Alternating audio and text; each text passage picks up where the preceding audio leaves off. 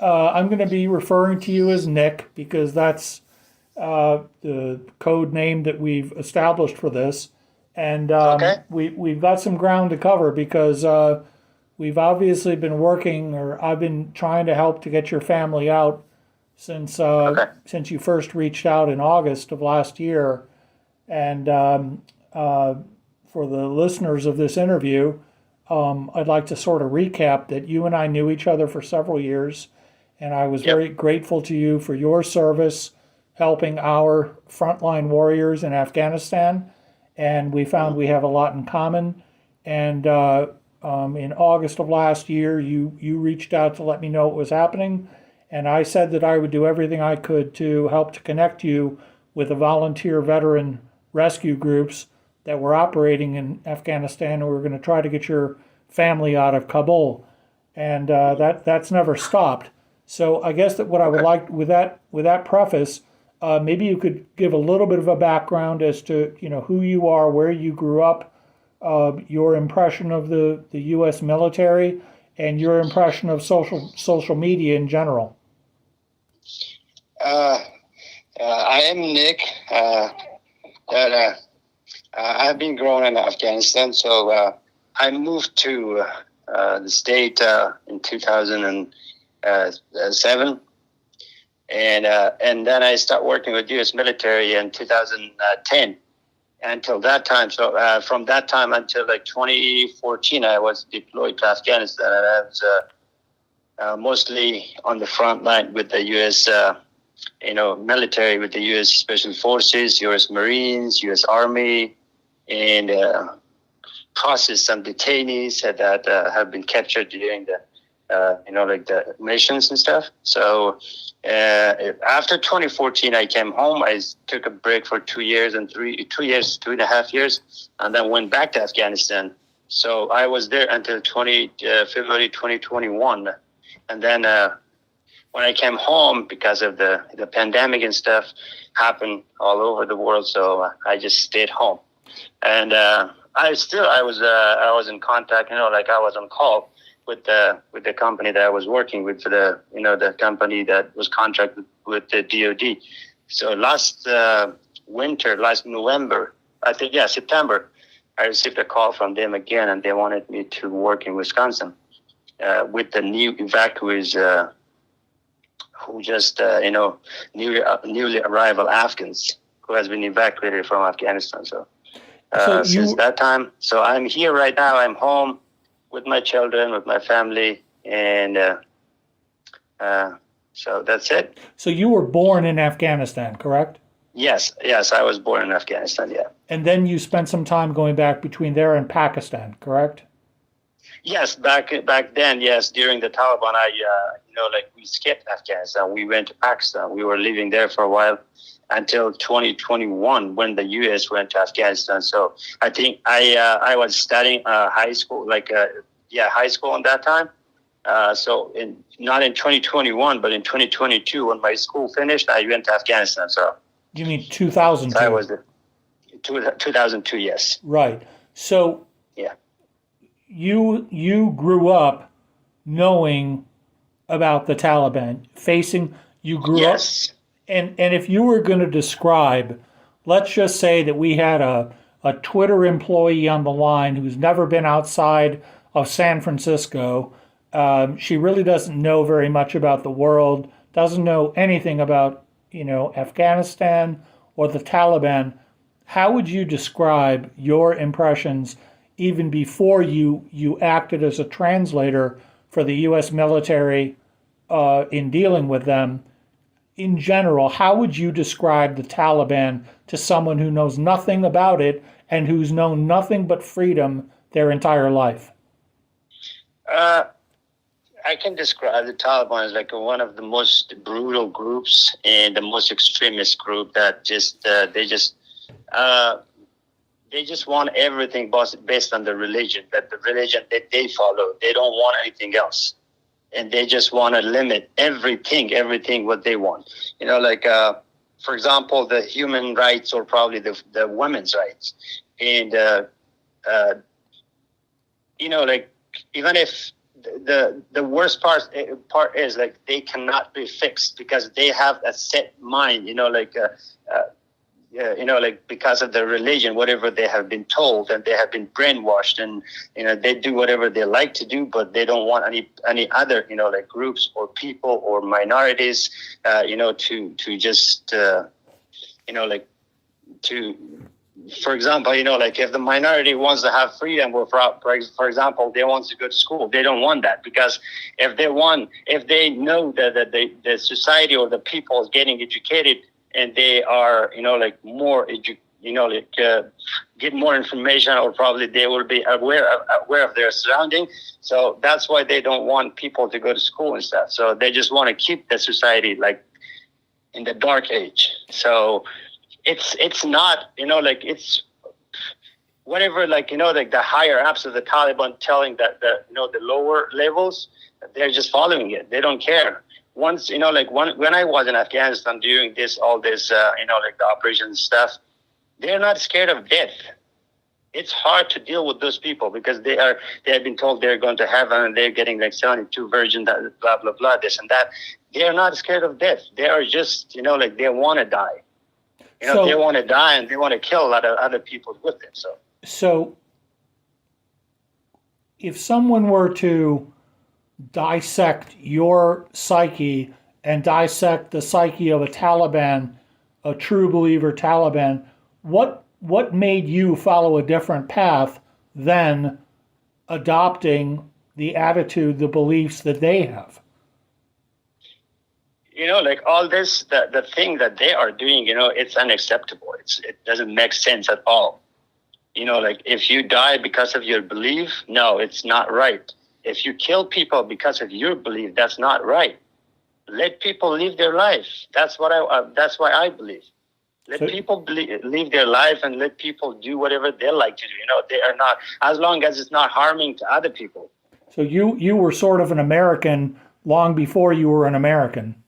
Yes. That's why I don't believe the religions that, like just to create chaos or probably create some sort of problems among the people. I don't believe that religion is religion. It's just, like a man-made stuff that the people are just, like being, like, I don't know how, like being dumb enough to just to follow those beliefs.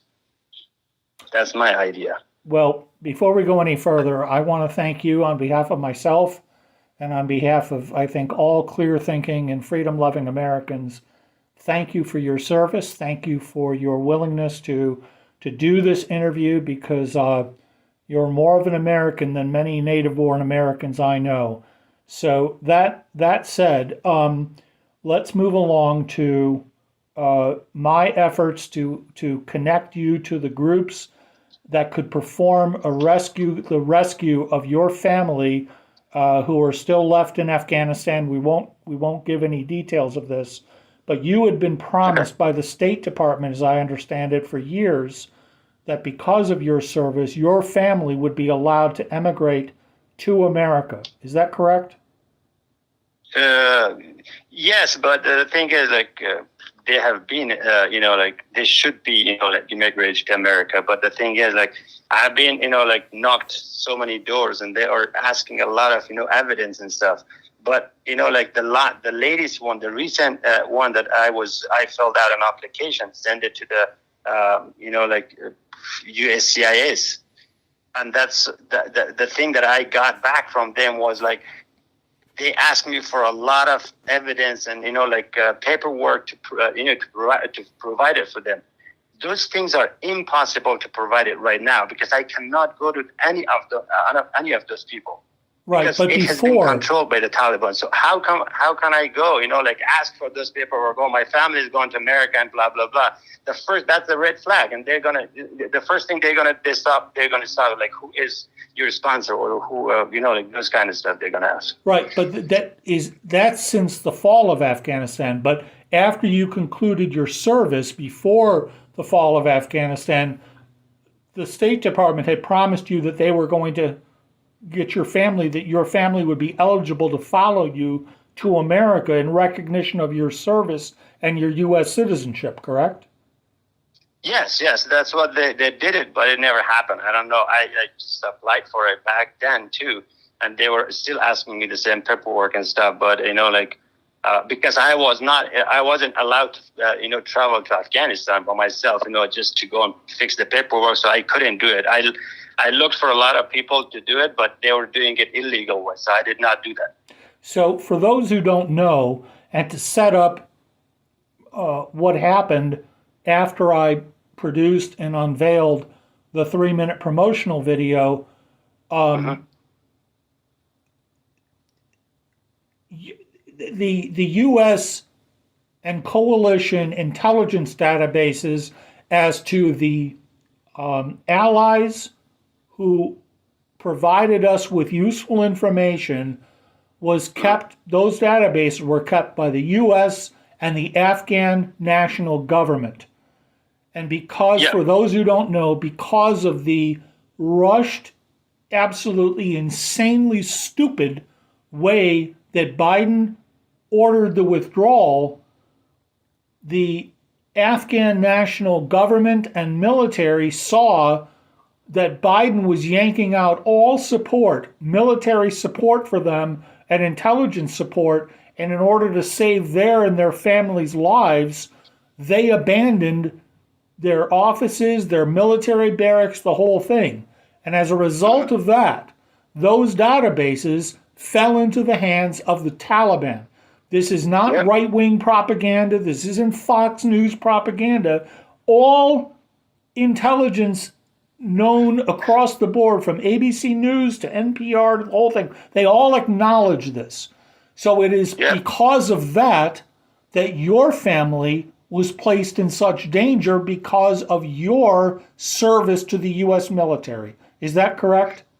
Yes, that is absolutely correct. So yes, every system, everything which was placed in Afghanistan, without any, with second thought, they have been fallen in the hand of Taliban. Right. So that's what they are using right now. Most of them, they are using that system to find out the ex-militaries, Afghan militaries, Afghan officials, and the people who was working with the coalition forces. So that's what they're using for right now, And, they're using the Twitter, whoever is active on Twitter and, doing some sort of stuff, or probably some, writing some stuff against the Taliban. They're using Twitter to find those people, trying to hide their identity as a female. They're contacting them, and then they're going, on not only on Twitter. After the Twitter, they're going to go on WhatsApp. After WhatsApp, they're going to go on Facebook, and then finding the person who is against the Taliban, and they're just going and arrest the guy. It happens so many times. So, can you tell our generic Twitter employee who's never been outside the States and doesn't really know anything about the reality of the Taliban or what's going on over there, what happens when the Taliban identifies either a resource, an ally of the U.S. military that's on the ground in Afghanistan, or that person's family? What happens next after they identify that person or those persons? Once they are today, I have somebody posted on Facebook and stuff that that they are trying to contact with the person who is against the Taliban, or the ex-militaries, or Afghan government officials that working with before, and as well as with the people who are working with the U.S. military or coalition forces. They are contacting through social media somehow, Twitter, who are active on Twitter. So on the face of a female or somebody else, that I'm you're my friend, I know your family, I know this and that, blah blah blah, and then somehow they are trying to get some more information about them, and then phone number, WhatsApp and Facebook, all this stuff, and then finding their location and going after them. And what does that mean, going after them? And then once they go after them, they are disappearing. They're just taking them, arresting them, and then nobody finds out. It happens many times, and so many people have been lost their life. Once they capture them, they're taking to unknown places. After a week or so, I think they found their dead bodies somewhere. So, It happened. so this is what sort of drove me nuts when I Mm-hmm. found out what was happening and that your family was at risk. And then you, in the course of your service at a U.S. military base, introduced me to Nina, who claims that her father was an elderly retired Afghan intelligence officer who provided useful information to the U.S. military and CIA. And when I found out that this intelligence databases fell into control of the Taliban because of America's disaster withdrawal, that's when I realized how urgent this is. That's what caused me to create the Afghan Ally Rescue Campaign. I went to a number of 501c3s to see if they'd be willing to sponsor it. One did. And let's just fast forward to March 15th of this year when I unveiled the Afghan Ally Rescue Campaign 3-minute promotional video. What was your impression of that 3-minute promo video? That was a great video. It wasn't, nothing was wrong with it, and everything was like in order. It was a campaign for rescuing the family who were at risk of,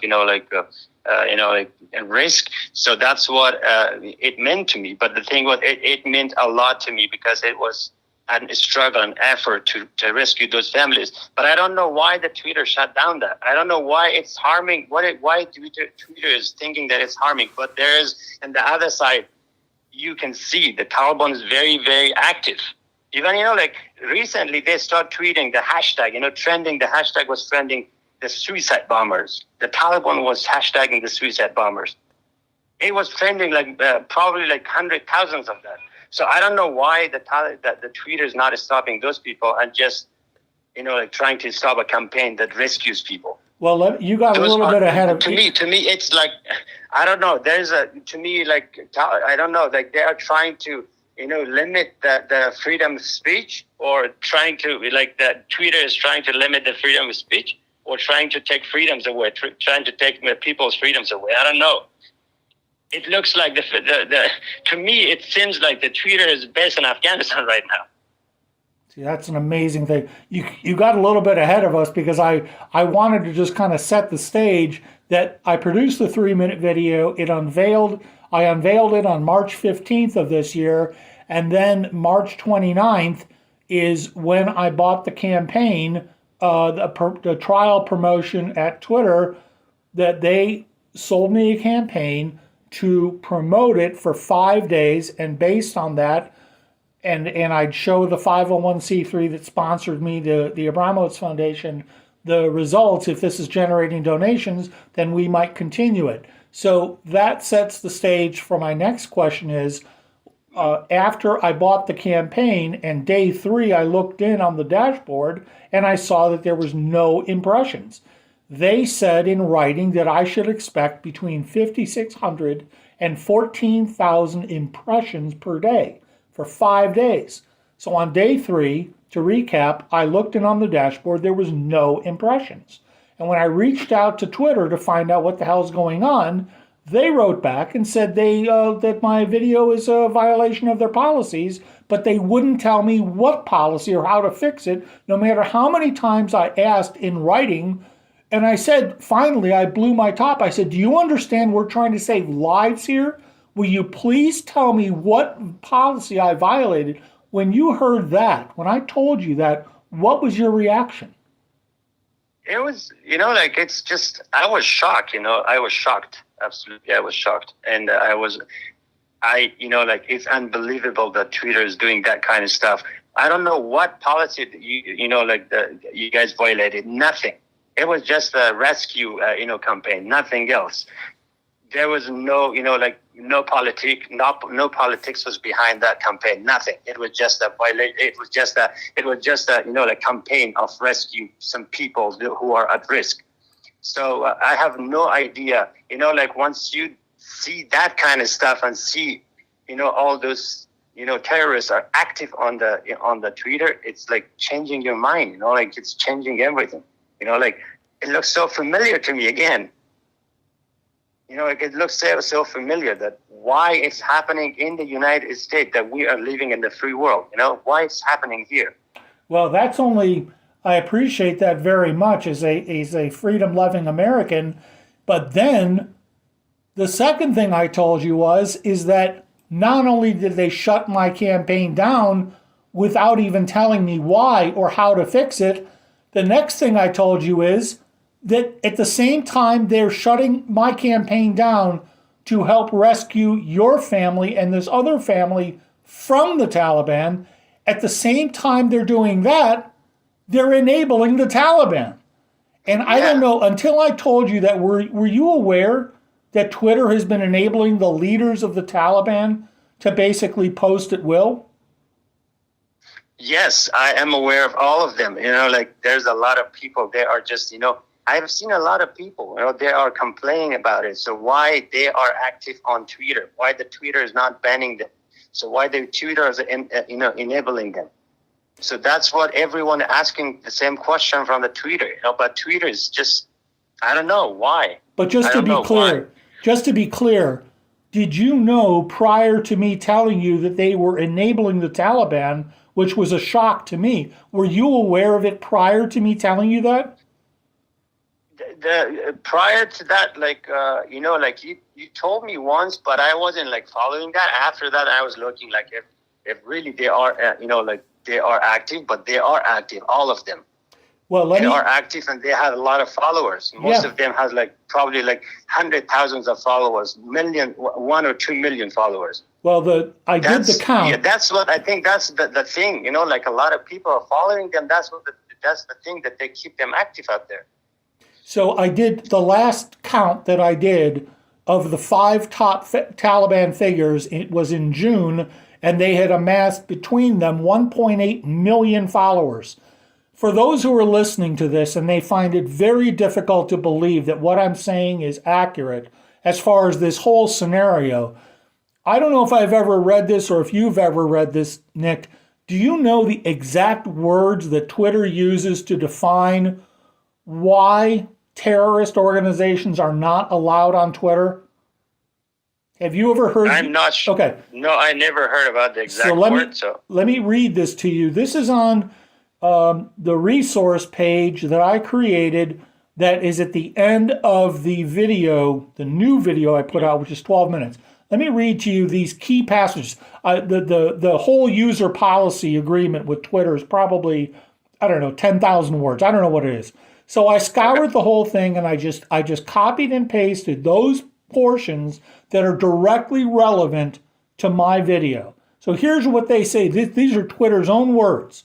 Quote, "There is no place on Twitter for violent organizations, including terrorist organizations, violent extremist groups, or individuals who affiliate with and promote their illicit activities. Under this policy, you can't affiliate with and promote the illicit activities of a terrorist organization or violent extremist group. You may not threaten or promote terrorism or violent extremism.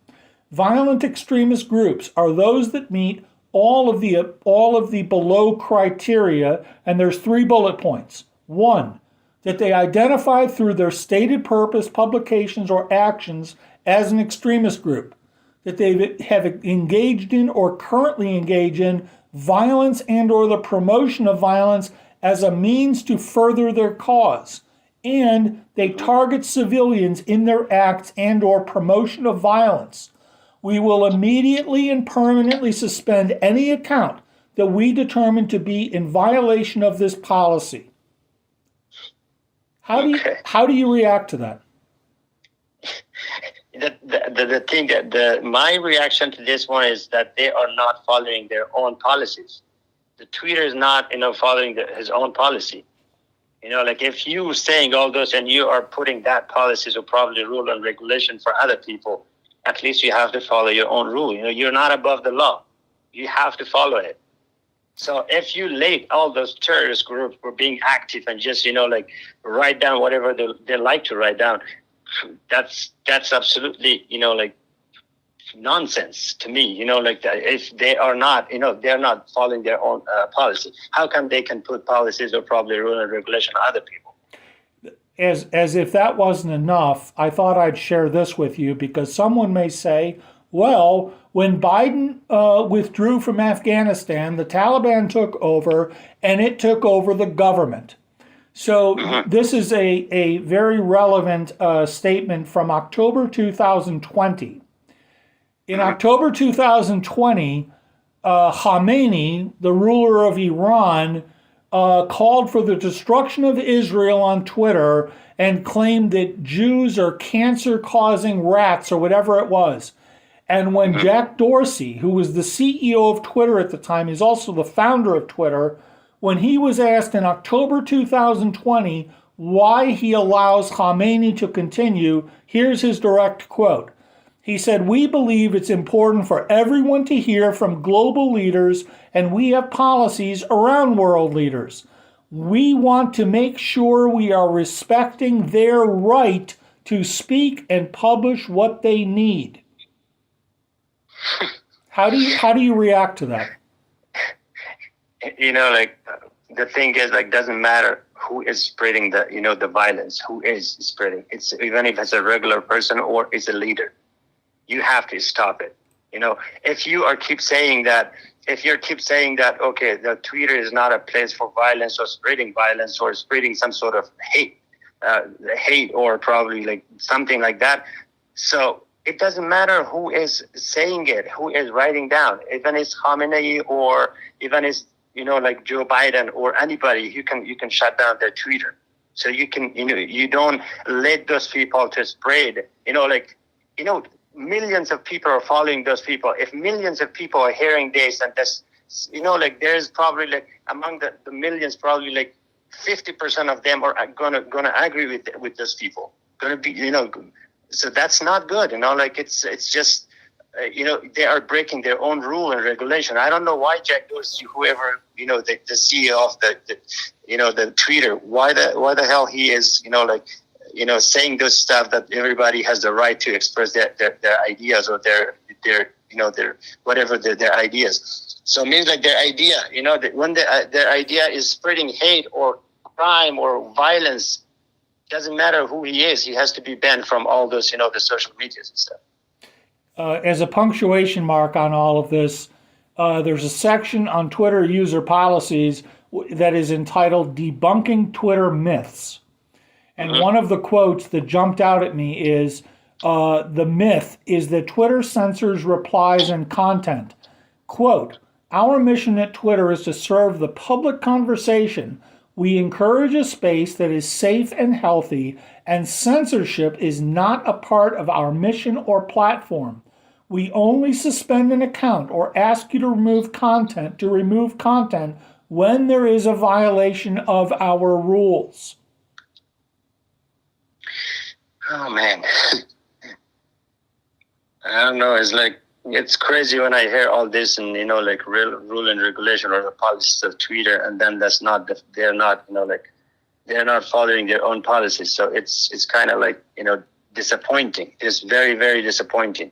You are you are based on the free world in America that respect freedom of speech all day long, and then you are trying to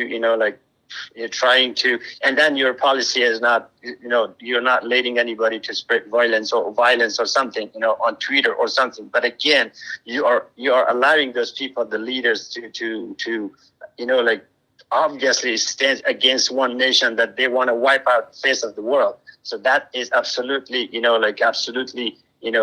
violating the policy of the Twitter.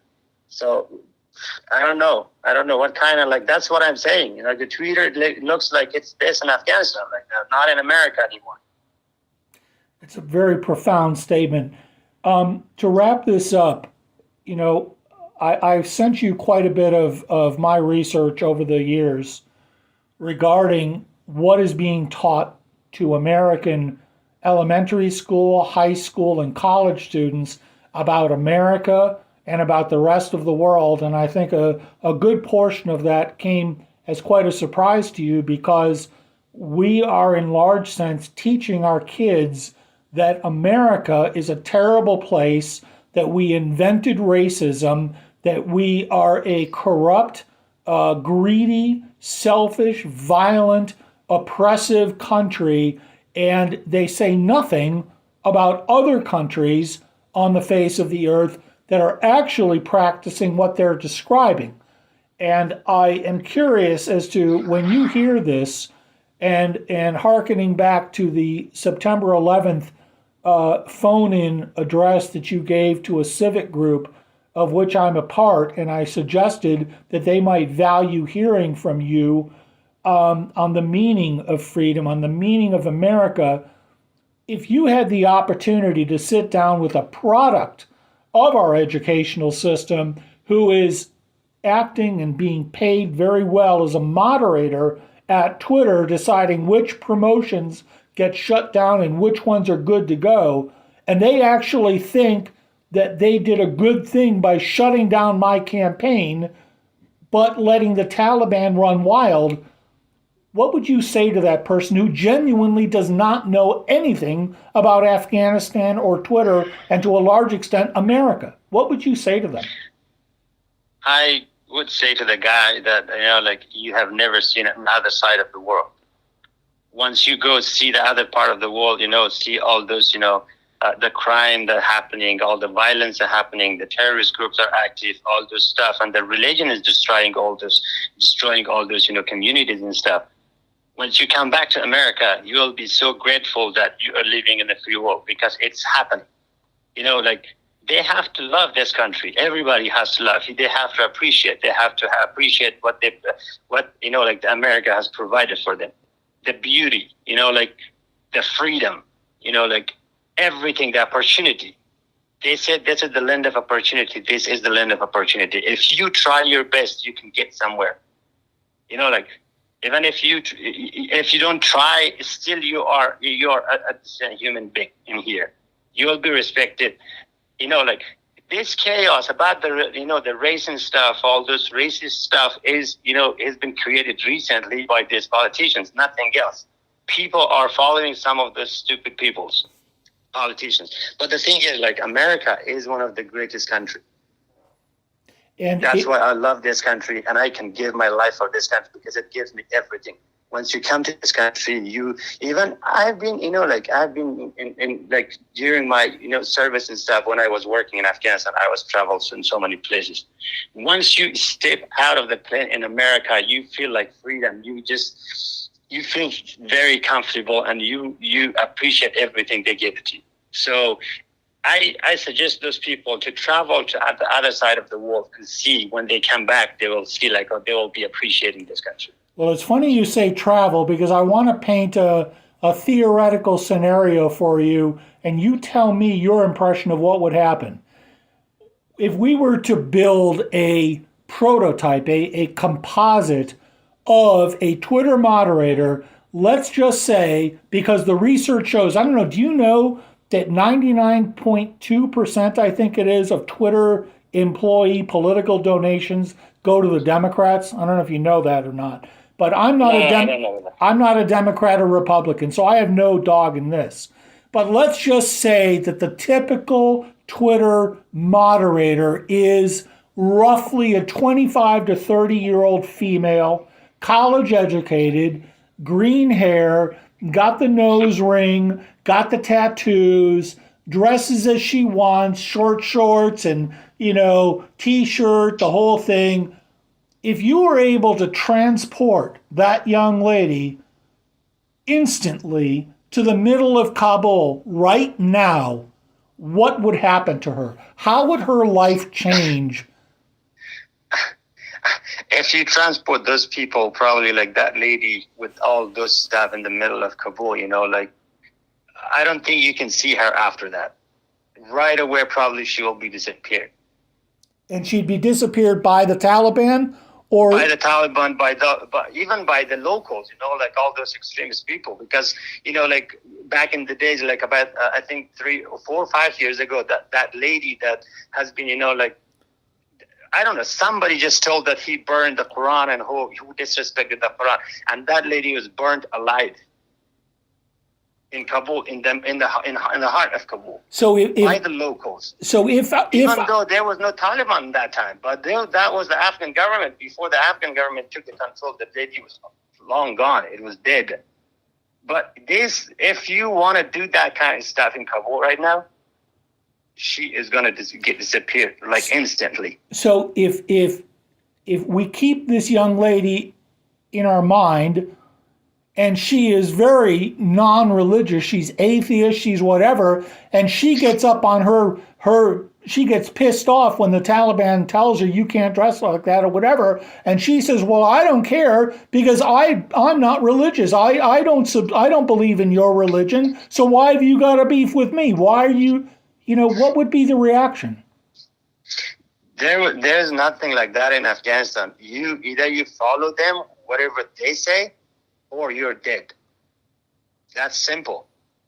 So to wrap up, if we were Mr. Spock from Star Trek, just looking in from, 7 miles up in space or whatever it is, and he's doing a very dispassionate clinical analysis, that Twitter employee, the moderator, is actually enabling everything she professes to be against, which is religious totalitarianism, fascism, the war on women, all this. She, by choosing to shut down this campaign and enabling the Taliban, is actually enabling everything she claims to be against. Is that roughly correct? Wow, no, actually, I don't believe, it's unbelievable if she is doing that kind of stuff, because if she is, trying to be against the human rights or those kind of stuff, it's just nonsense. If she has not seen the other side of the world, she is just being very spoiled, very spoiled, American citizens or somebody that got a job in Twitter, get paid, and she's keep doing whatever she wants to do. That's what the Twitter should, stand up for those kind of stuff. The Twitter should, I don't know. They have to do something for that kind of stuff. And that is kind of like the employee of Twitter is spreading hate.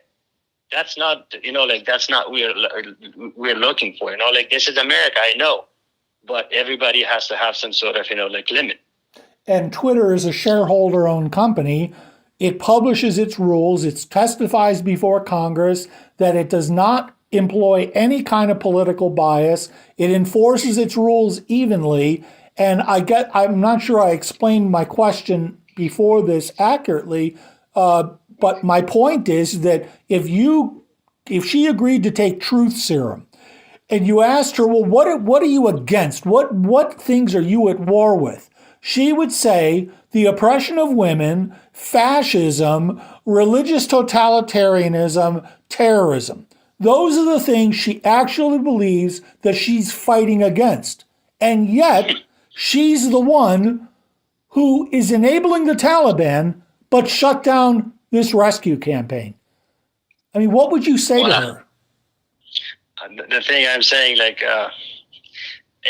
sometimes, this kind of stuff you hear, it frees your mind. You don't have a word to say because it's just like you are in shock. Because, I don't know why it's happening in the state, why it's happening by Twitter, employee that is believing on this stuff, I don't know if she's been, supported by the Taliban or some other extremist groups or some other extremist countries.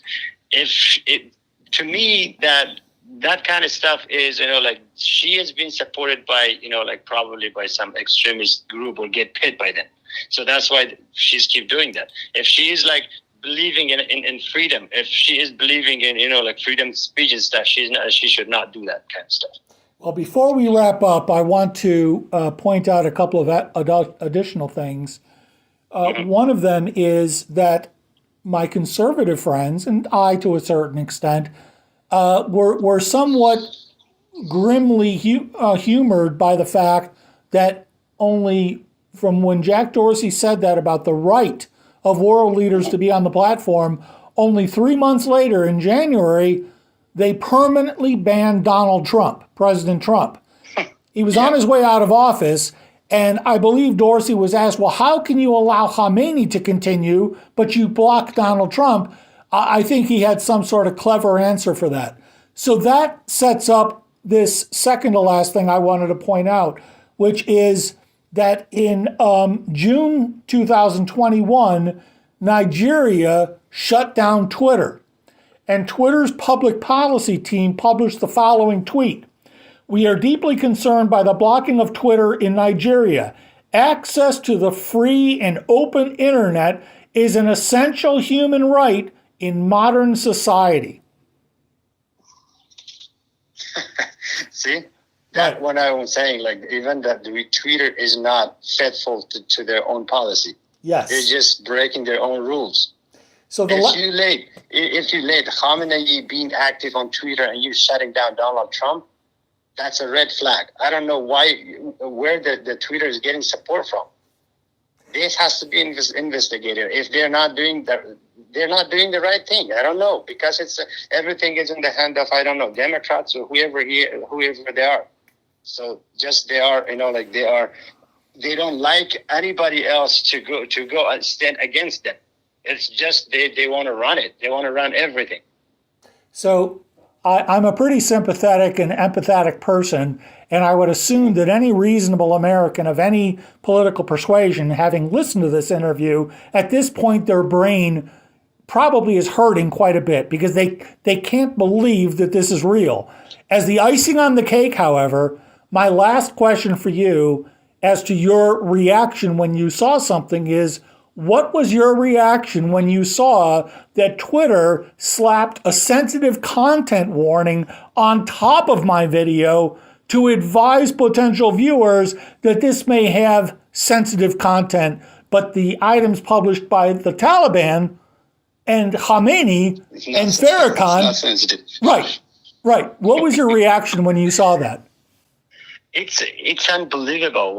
That's what my reaction was to that the first time. You remember that you sent me the video. I posted on Twitter, and the first thing it came, it was like it's the video contains some sort of I don't know. I don't remember the exact word they said. And that was the first thing when I saw it. I was like, what's going on with the Twitter? I don't know. Even if the Twitter is America anymore. If the Twitter is being controlled by Americans, I don't know who is in charge of this stuff. What policy you guys violated? It's nothing. It's just like a campaign that wants to bring some families to safety, just to rescue those families, to rescue innocent people. That's it. If the Twitter is against rescuing innocent people, it means like they are trying to be implementing the dictatorship. And to me, it's like, go ahead.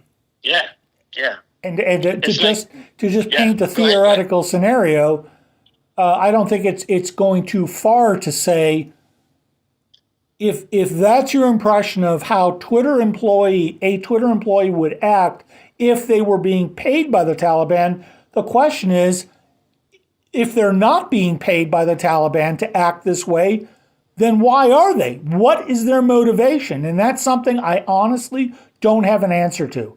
I simply cannot figure it out.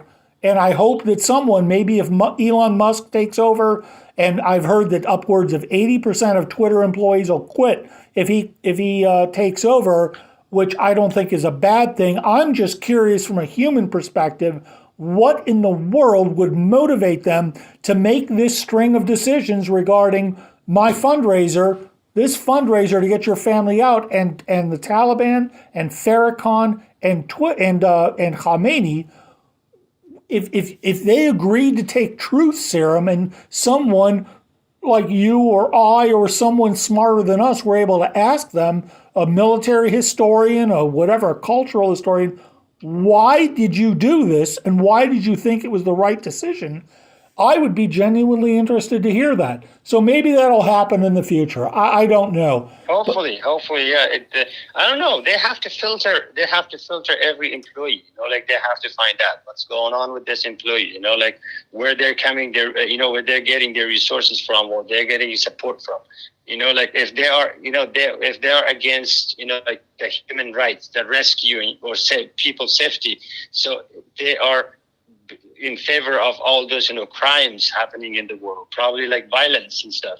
So they have to be filtered. They have to find out. They have to find every single employee.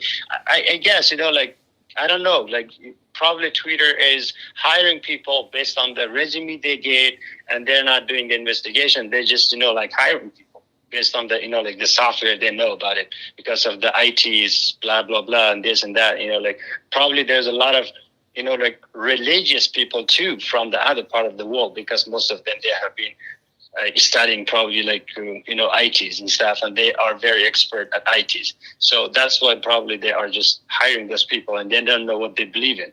So that's what they're spreading, like hate, crime, so probably violence, religious stuff. So they are against the freedom, probably. They are against the human rights or women's rights and stuff. They don't, like in most of like religious, I'm not mentioning the name of the religion. Everybody knows about it. Most of the, like the religion that is, like trying to ban women from being active in like socially active, or probably that's not the religion. So it happens. I don't know why those females are, like supporting that kind of ideas.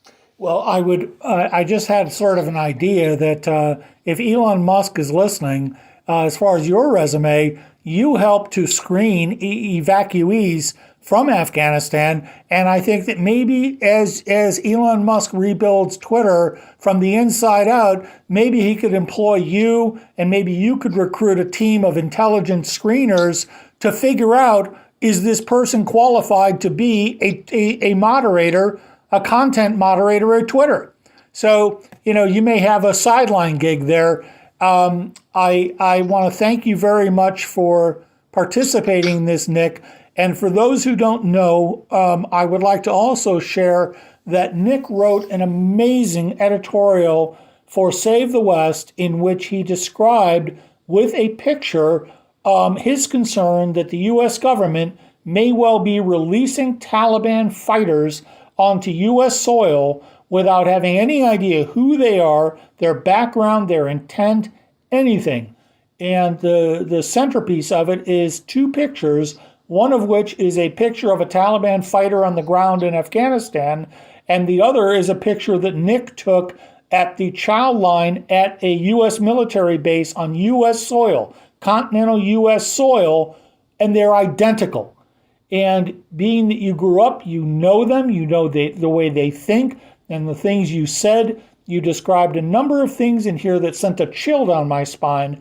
So I would encourage anyone listening to this, wherever I post this, I will make sure that I post that editorial that you wrote beneath where I post this video or this interview. And Nick, I just want to thank you again very much. I've done everything I possibly can to help to get your family and Nina's family out. And I'm sorry that I've not been successful, but I appreciate your support and your encouragement and your participation in this interview.